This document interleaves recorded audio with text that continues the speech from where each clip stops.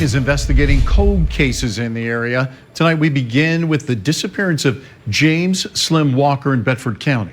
More than 2 decades have passed since anyone last saw Walker. ABC 13's Patty Martin went to investigators to find out what's being done to bring him home.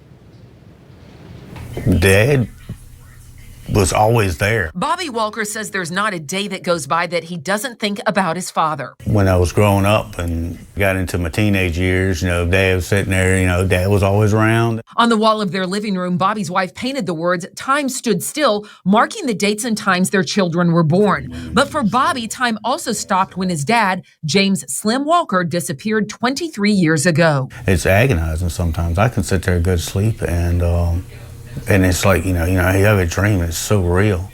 It's like Dad's there, Dad's sitting there talking to me. April 7th, 2000 was the last time anyone said they saw Slim Walker, who was 54 at the time. He had reportedly gone to the Bedford Food Lion on Longwood Avenue with friends. A short time later, someone called the Bedford Police Department saying Slim was missing. This is the parking lot where the two people who claim they were with Slim Walker the day he disappeared say they last saw him. Now, they told investigators they went inside the store while Walker stayed out by their truck. And when they came back outside, he was gone. There were 2 other people who I think have direct knowledge of what happened. Jason Hinton is with the Bedford County Sheriff's Office and is now leading the investigation into Slim's disappearance.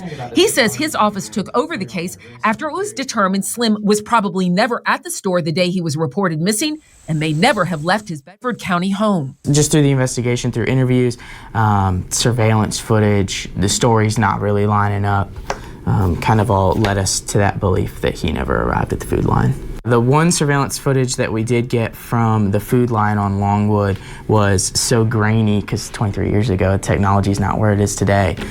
It's so grainy and so hard to see, you just can't really even make anything out. One thing that grainy video does show is that Slim was not with the man and woman who claimed he went with them to the store that day. She initially was cooperative. She actually gave us a really good interview and then later recanted her entire statement based off some advice that she got from somebody. The department isn't releasing the names of the 2 people who said they were with Slim that day because they were never charged. But Bobby Walker says he thinks they played a role in his dad's disappearance and believes Slim isn't far from where he lived. I feel confident that Dad never made it off the mountain. I'm pretty sure he was murdered. 4 years, Bobby waited for the break in his father's case that never came. Then another obstacle. Our main suspect has died. I asked the sheriff's office if the suspect and the man who said he was with Slim the day he disappeared are the same person, but they wouldn't confirm that. Investigator Hinton says despite all this, they are not giving up. We want to keep this fresh in people's brain. We want, hopefully, somebody will watch this and it'll trigger a memory. Several years ago, search crews spent a few days up here searching the property around Walker's home, looking for any sign of him, but came up empty-handed. 23 years is a really long time for his family to go without this closure. Hinton says at this point they want to give the family answers, even if it means no one is charged. They want this, which is motivating for me, right? Because I see them that are still trying, that have not given up hope, and I just want to kind of get them there. So hopefully if we can bring them this closure, I'm the last investigator that they'll have to deal with. Bobby says he just wants the chance to make sure his dad can rest in peace and hopes someone out there will give them the answers they need. As far as, trying to prosecute or anything like that, the man upstairs is going to take care of that. I'm a firm believer in that.